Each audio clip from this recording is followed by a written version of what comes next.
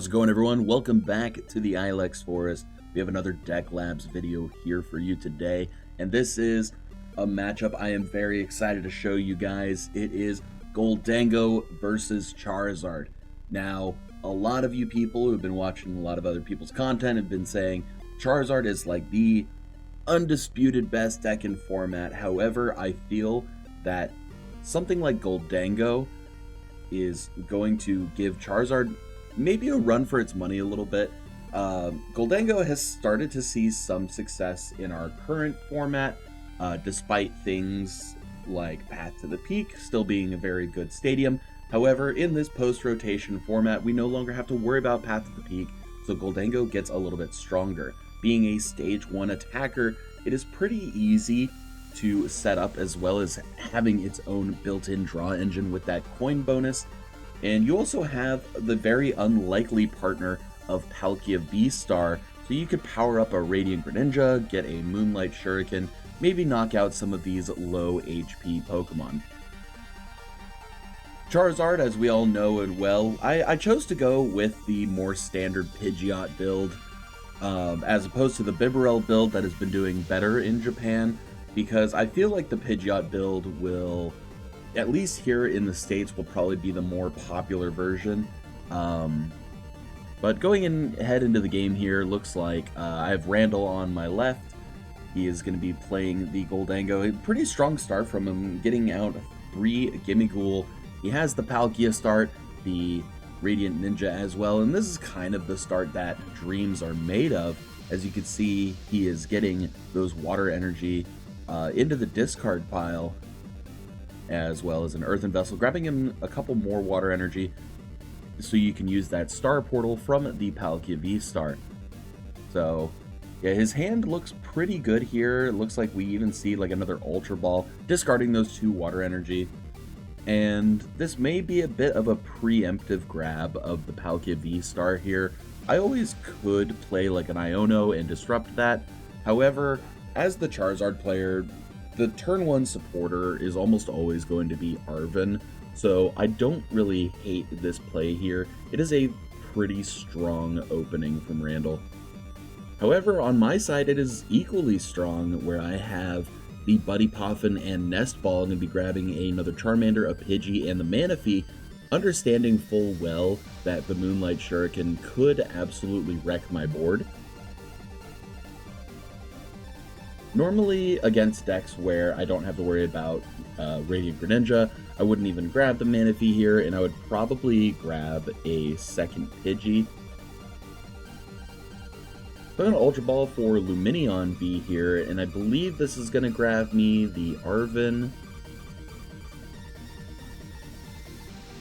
We'll see what I go for here. Yeah, so it is going to be the Arven for the Buddy Poffin and for a Seal Stone.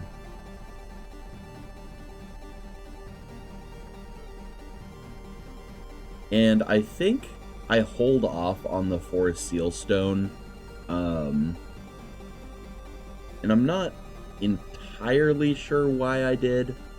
I'm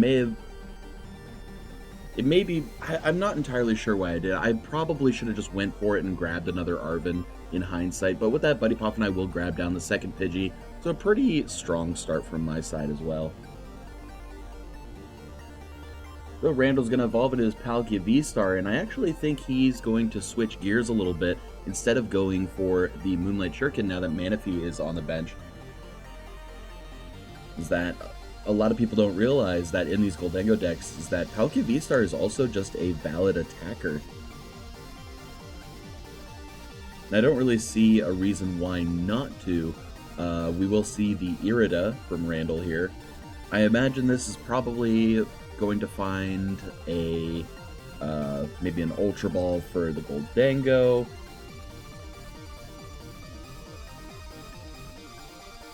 And you really don't need any other water Pokemon. I guess you could get another Palkia V just for fun, I guess. You don't really need it though.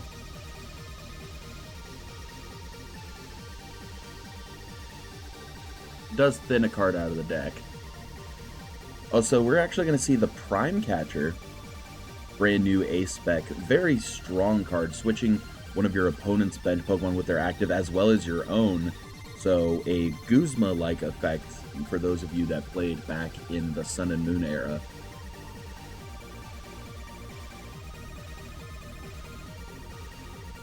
So Prime Catcher could be pretty nasty here. If he had the Canceling Cologne, he could Prime Catcher the Manaphy, Canceling Clone, and then still Moonlight Shuriken. It looks like he is going to go for that Star Portal, getting those 3 energy into play. He's going to put 2 of them onto the Palkia, 1 onto the Radiant Ninja, Prime Catcher up the Lumineon, and that actually puts me in a pretty rough spot. Since I held on to that 4 Seal Stone, my hand is actually pretty weak. I remember my hand at this time, it was like Pidgeot EX, Charizard EX, Forest Seal Stone, and I'm looking at my hand going like, oh man, I think I have just lost myself this game out the gate because I was not anticipating the Prime Catcher onto the Lumineon. I felt like my Lumineon was relatively safe. However, with Star Portal, was able to accelerate those energy and the was able to, you know, get that knockout there, taking a very early 2-prize lead. So, yeah, my hand is effectively not doing much. So unfortunately, I'm going to have to pass back over to Randall.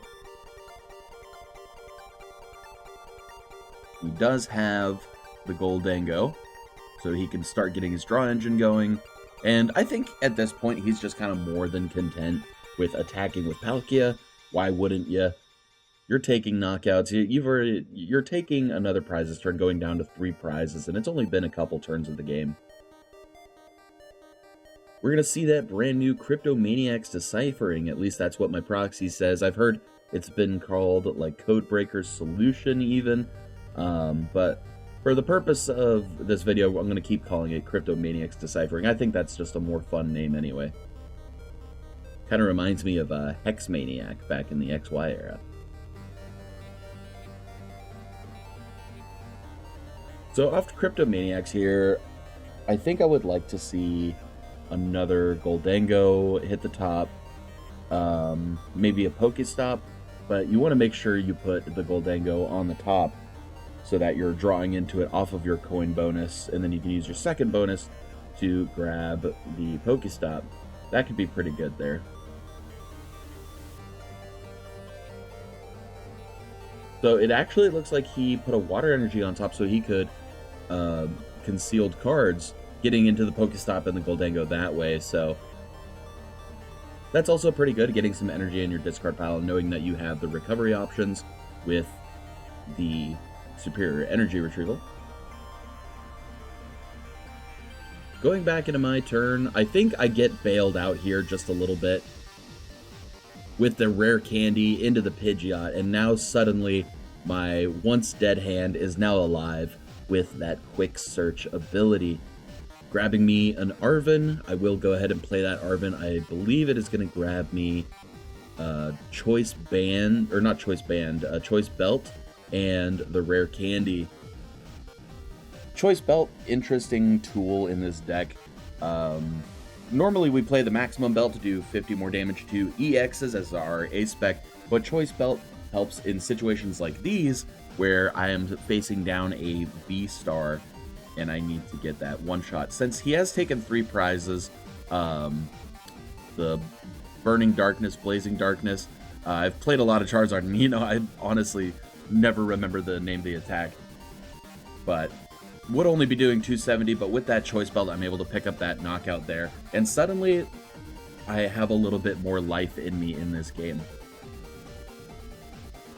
However, it's not too difficult at this point to have Gholdengo just one-shot a Charizard. Yes, you do have to discard 7 energy off of Make It Rain. However, I don't really think that's too difficult to pull off. With 4 superior energy retrievals, you're drawing a whole bunch of cards off your coin bonus and concealed cards. You also have Irida, the Cryptomaniac's Deciphering. You have a lot of ways to get into your superior energy retrievals. And yeah, we will see that Cryptomaniac deciphering once again. You gotta imagine that this is definitely grabbing those superior energy retrievals.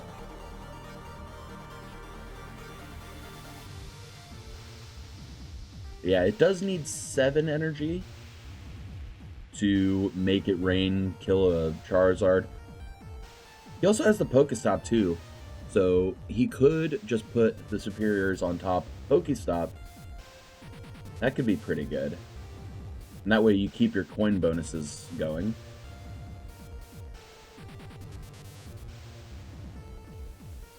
We'll see what he ends up deciding to do here.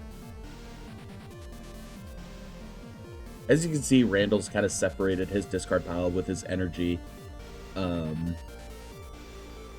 You know, knowing that he's going to be grabbing them with retrievals. Yeah, we'll see the Superior Energy Retrieval discarding a Pokestop and a Pal Pad. I don't mind this here. That's 4 energy that you're grabbing. And I think he's trying to figure out how he's going to get those last 3 energy. So we'll see the Pokestop there. He does grab a regular retrieval. That does help.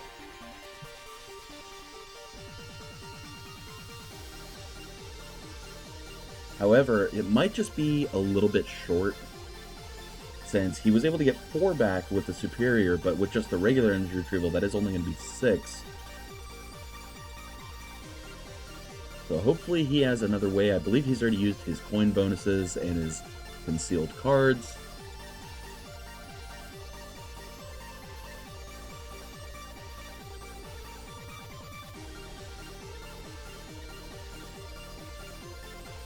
So yeah, he is going to be discarding 5 energy there, as opposed to the 6 that he had in hand. Just dealing 250 damage. Realizes that he may want to keep an energy in hand to concealed cards later, considering that he's not getting the knockout either way.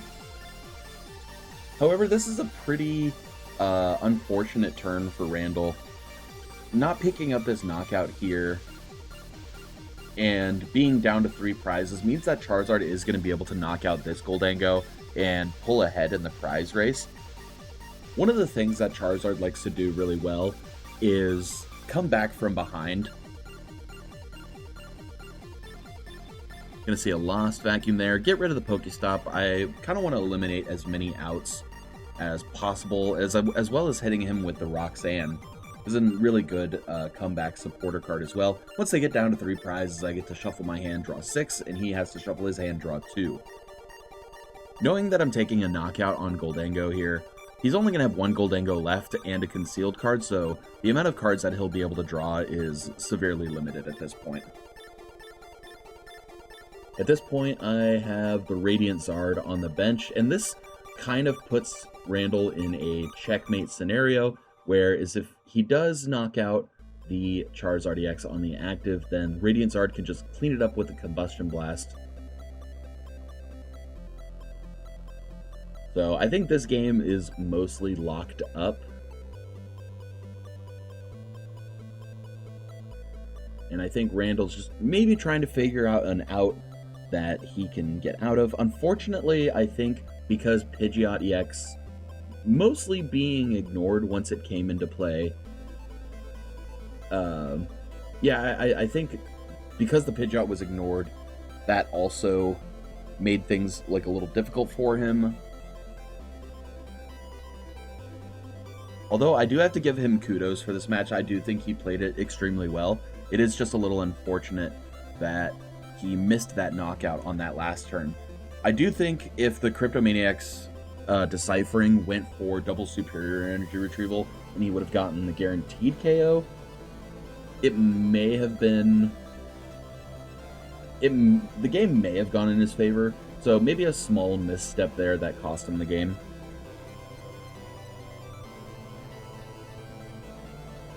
Yeah, gonna see another energy retrieval there, and yeah, it is just gonna be knocking out the Charizard, where Radiant Zard's just going to come up and Combustion Blast, and that's going to be a pretty decisive game 1.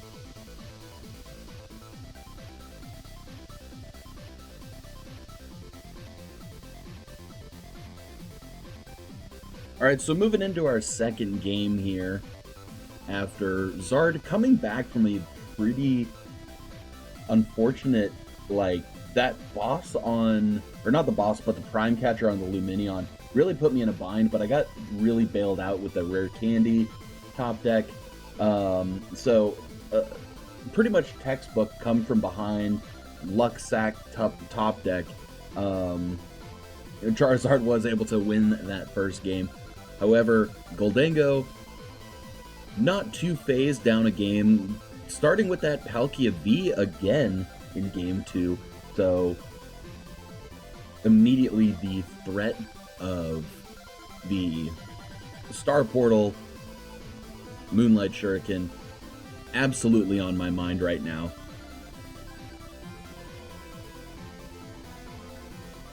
We are going to see the Radiant Ninja hit the bench here.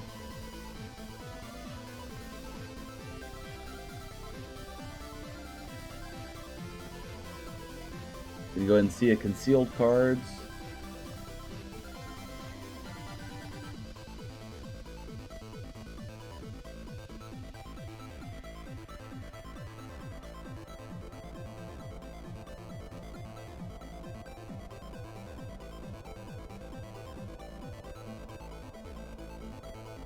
And yeah, over on my side, it's a pretty strong start with the Buddy Poffin and Nest Ball, just like I had in the last game, where I'm going for the Manaphy again because the fear of the Moonlight Shuriken is very real. You know, people say that Moonlight Shuriken, you know, isn't real and it can't hurt you. Well, it absolutely can. This time I have the Rotom V with the Forest Seal Stone on it. Hopefully not trying to fall into that trap again.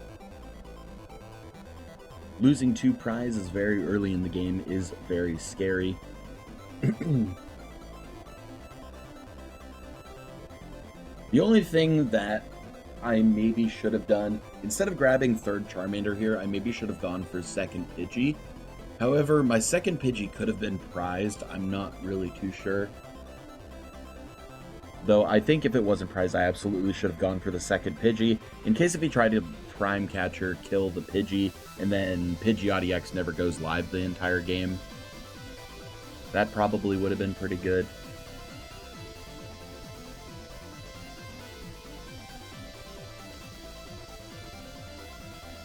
We're going to see the Cryptomaniacs deciphering from Randall here, which is a pretty strong indicator that his opening hand is not that strong. If he had an access to Irida, I think that would have been a lot better.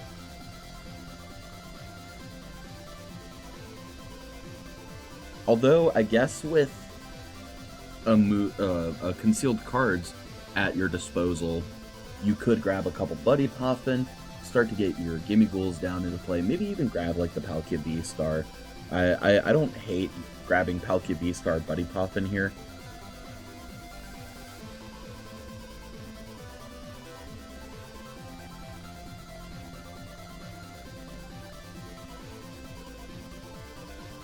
Which, it looks like that's what he's actually doing. I remember when we were playing this game that he did just kind of put the cards into his hand, and then I had to double check with him, make sure that he was concealed cards, so that the energy does hit the discard. So you do see that there. A little bit of fix in the game state. Yeah, we see a healthy amount of energy hit the discard pile right away. Yeah, we're going to see the Star Portal, and it probably just will be a knockout onto the Charmander. I'm going to bring up Pidgey, because I feel pretty confident that I have the Rare Candy Pidgeot. We'll see the Ultra Ball there for the Pidgeot, which means I either have the Arven or the Rare Candy already in hand.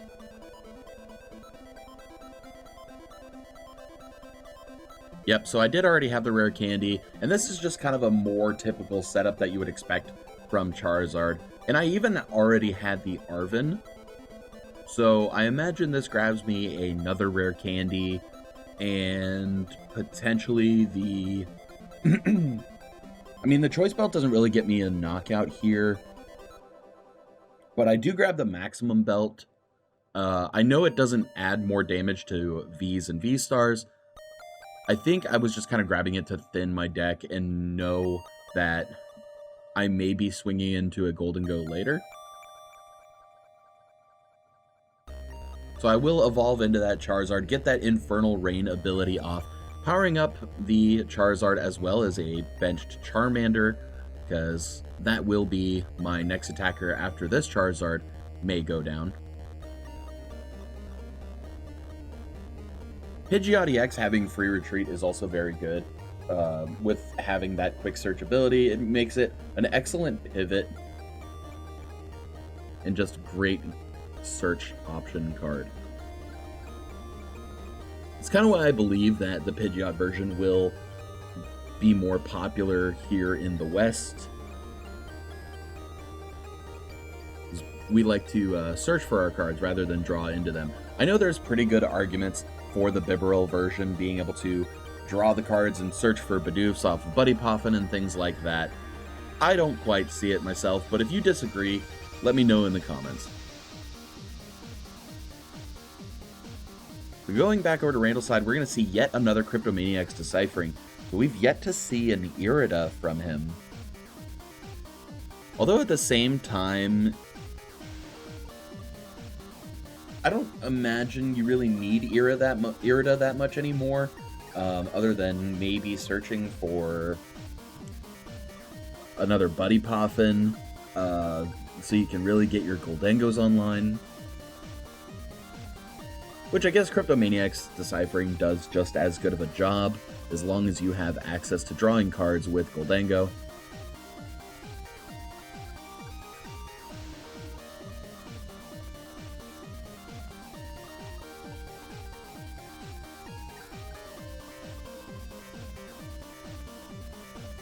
So yeah, if you're Randall here, this Cryptomaniac's Deciphering, I'm not really sure.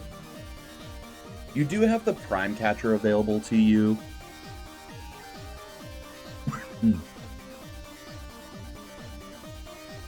We'll see. We're going to see the coin bonus for 1, and it looks to be like an energy for the concealed cards. We even have the switch. It looked like, for me, he may have dropped the card to evolve into the second Gholdengo.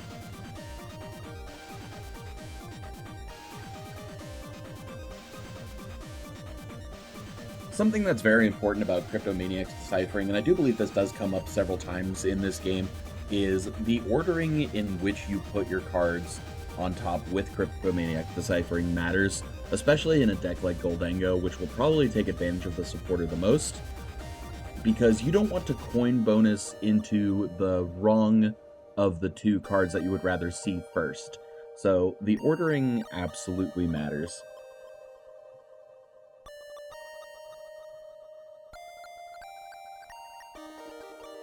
So it is just going to be a swing into the Zard for 200 damage.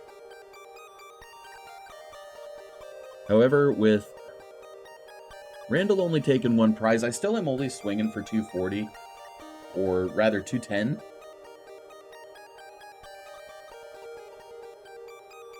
Yeah, we are going to see another Rare Candy Zard.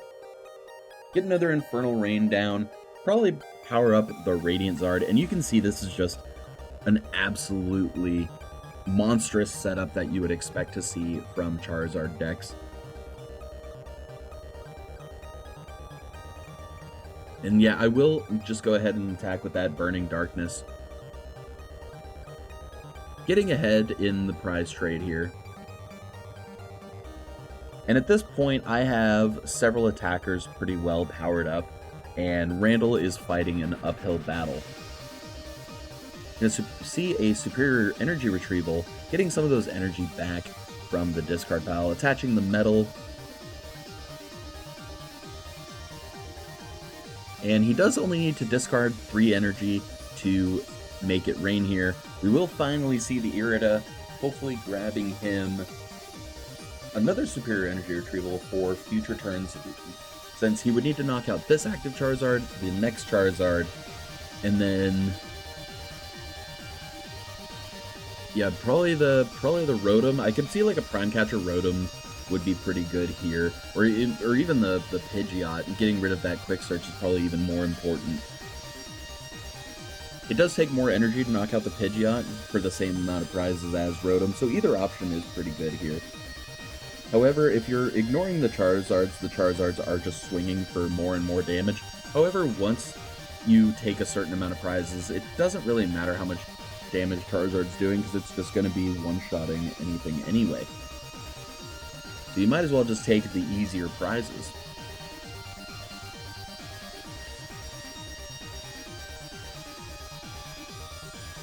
Yeah, we are going to see the Make It Rain there. Charizard will go down. Randall going down to 3 prizes. And something I've kind of noticed against Charizard, no matter what deck you're playing, is that you never really want to let Charizard get, or you never want to go down to exactly 3 prizes against Charizard, since Charizard will be swinging for 270 minimum, excluding any modifiers like Choice Belt or Maximum Belt, but it also opens up the Roxanne play, which can really cripple, you can really cripple the opponent. As you do see, I go for the Roxanne there. I believe I top decked it this turn, so it was really well timed. This entire match has honestly been saved by some incredibly lucky top decks on my end.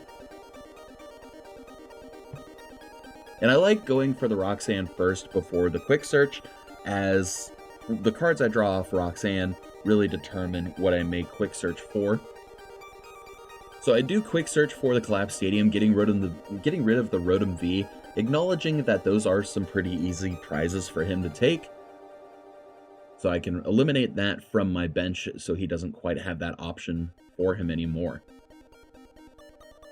So unfortunately, I think Randall just kind of understood what the board was looking like, and even if he knocked out that Zard, then Radiant Charizard would just be able to come in and take the game there. So a little bit unfortunate for Randall in this game, but a very strong showing from Charizard, and showing how it can just come back from behind at any point in the game with just a little bit of luck. And that's going to wrap up today's episode of Deck Labs. Thank you all for watching.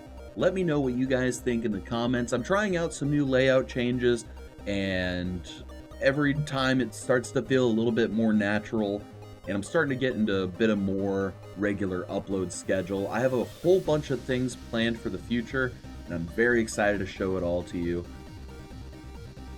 Thank you all for watching, and thanks for visiting the Ilex Forest.